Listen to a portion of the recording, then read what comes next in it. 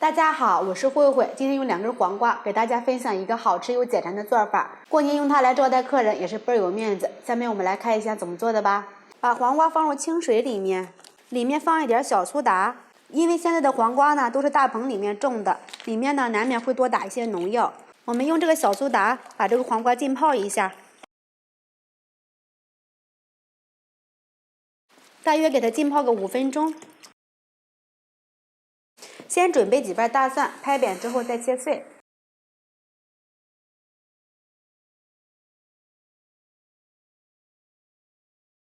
放入盘里备用。准备几个小米椒切圈儿，放入盘里。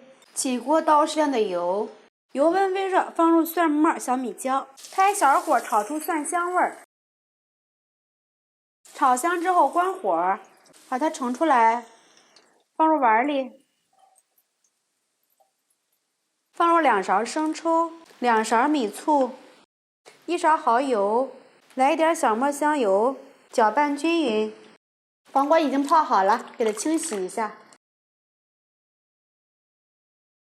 把黄瓜去头去尾，尾部呢我们可以多留一些，然后用削皮刀把黄瓜给它削一下。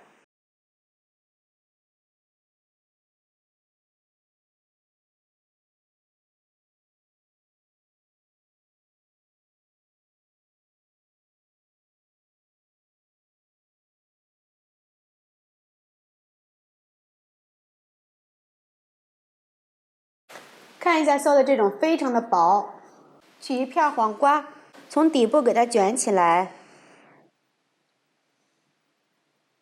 看一下，像这个形状就可以了。用这个方法把这些呢都给它卷完，摆入盘里，摆一圈之后，中间再放一个。这里我们再准备2个皮蛋，轻轻的给它剥开。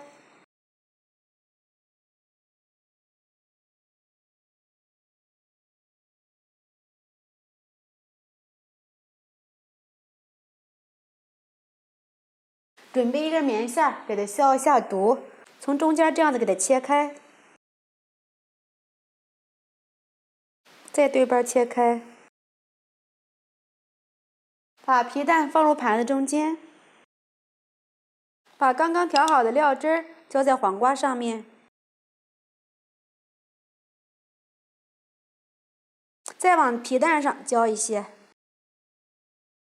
一道非常简单又好看的富贵花开就做好了，你们说是不是很漂亮呢？年夜饭上或者是招待客人的时候，可以做上这么一大盘，它的寓意非凡，而且造型好看又喜庆。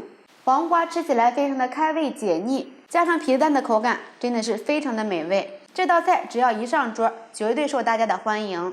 如果你也喜欢的话，就赶紧试一下吧。喜欢慧慧的视频，请点击关注转发，拜拜。